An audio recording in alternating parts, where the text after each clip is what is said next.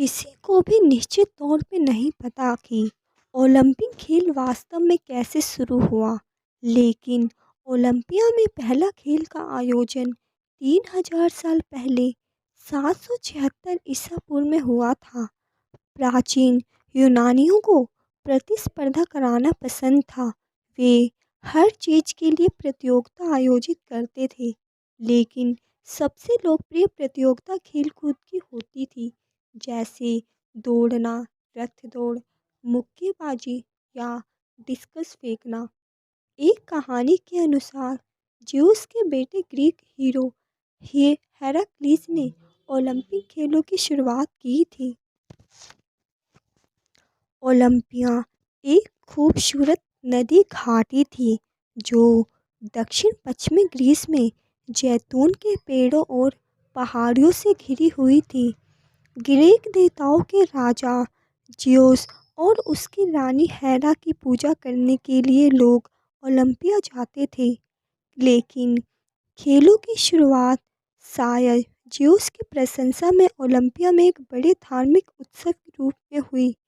776 ईसा पूर्व से खेल ओलंपिया में हर एक 4 साल में खेले जाते हैं। इस बीच की अवधि को ओलंपियाड कहा जाता था। समय के साथ साथ ओलंपिक खेल ग्रीस में सबसे लोकप्रिय उत्सव बन गए। उन्हें देखने के लिए इटली, सीरिया, मिस्र जैसे दूर दूर जगहों से हजारों की संख्या में दर्शक उमड़ते थे। 456 ईसा पूर्व में ओलंपिया में ज्यूस का एक भव्य मंदिर बनकर तैयार हुआ। उसे देखने के लिए बड़ी भीड़ उमड़ी। ग्रीक लोग ज़्यादातर युद्ध करते थे, लेकिन युद्ध विराम के दौरान ओलंपिया के पास लड़ाई पर रोक लगा दी जाती थी ताकि लोग सुरक्षित रूप से पर्व में भाग लेने के लिए यात्रा कर सकें।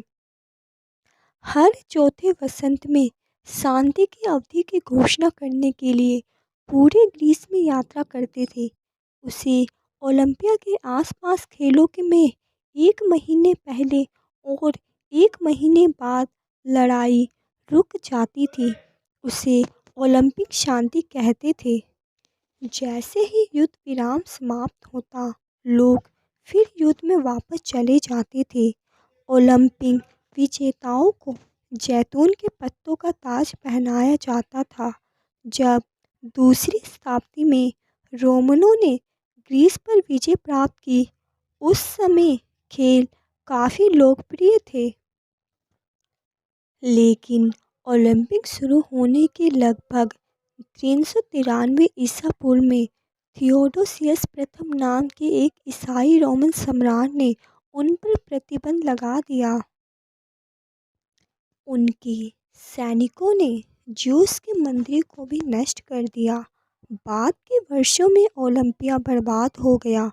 भूकंप और फिर बाढ़ के बाद खेल का स्थल जमीन के नीचे दब गया। लगभग 1000 से अधिक वर्षों तक खेल का स्थल जमीन के नीचे छिपा रहा।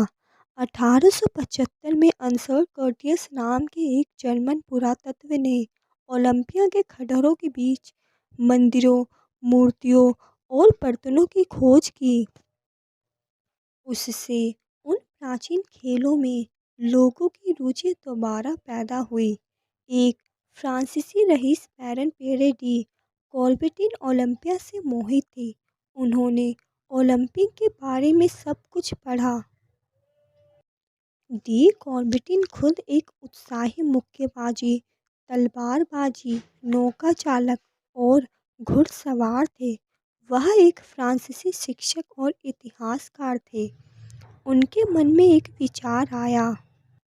1892 में खेल अधिकारियों की एक सभा में डी कॉर्बेटिन ने अंतर्राष्ट्रीय खेल शुरू करने की अपनी योजना की घोषणा की, पर किसी ने भी उनकी बात नहीं सुनी। डी कॉर्बेटिन ने हार नहीं मानी। 2 साल अपने प्रयास से पत्र लिखने और विश्व नेताओं से बात करने में बिताया। अंत में उन्होंने खेल अधिकारियों की बैठक आयोजित की। इस बार उनकी योजना स्वीकार कर लिया गया। उनका अगला काम नए ओलंपिक में आयोजन के लिए एक समूह बनाना था। इसे अंतर्राष्ट्रीय ओलंपिक समिति के रूप में जाना जाता है। वह ओलंपिक समिति के संस्थापक और आधुनिक ओलंपिक खेलों के जनक के रूप में जाना जाता है। उन दिनों महिलाएं खेलों में केवल देख सकती थी। उन दिनों डी कॉर्बेटिन सहित कई लोगों का मानना था कि महिलाएं ओलंपिक खेल खेलने के लिए बहुत ही नाजुक थी। एक बहुत ही सफल शुरुआत के बाद अंतर्राष्ट्रीय ओलंपिक समिति ने हर 4 साल बाद किसी अलग शहर में ओलंपिक खेल आयोजित करने का फैसला लिया। 1900 में खेल पेरिस फ्रांस में आयोजित किया गया। इस बार महिलाएं खेलों में भाग ले सकती थी। 1908 में लंदन इंग्लैंड में ओलंपिक खेल हुआ। लंदन ओलंपिक में लोगों ने पहली बार डी कॉर्बेटिन के ओलंपिक विचारों को सुना। ओलंपिक खेलों में भाग लेना महत्वपूर्ण है, जीतना नहीं। जैसे कि जीवन में सबसे महत्वपूर्ण चीज़ जीत नहीं बल्कि संघर्ष है। ओलंपिक खेलों में उद्घाटन समारोह एक विशाल कार्निवल मेले की तरह होता है। खेल शुरू होने के कुछ महीनों पहले ओलंपिया में एक लौ जलाई जाती है। खेल के अंत तक वो आग जलती रहती है। प्राचीन खेलों में भी एक ज्योति लगातार जलती रहती थी। एथलीट की एक विशाल परेड के बाद संगीत, रोशनी, नृत्य और आतिशबाजी का अद्भुत प्रदर्शन होता है। ओलंपिक गीत गाने के बाद ओलंपिक का झंडा फहराया जाता है। डी कॉर्बेटिन ने झंडे को 5 छल्लों के साथ डिजाइन किया था। यह छल्ले दुनिया के 5 महाद्वीपों का प्रतिनिधित्व करते हैं: अफ्रीका, अमेरिका, एशिया, ऑस्ट्रेलिया और यूरोप।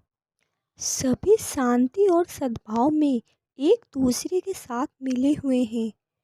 बर्लिन में 1936 का ओलंपिक तब हुआ जब जर्मनी में नाजी दल का नेता हिटलर शासन कर रहा था।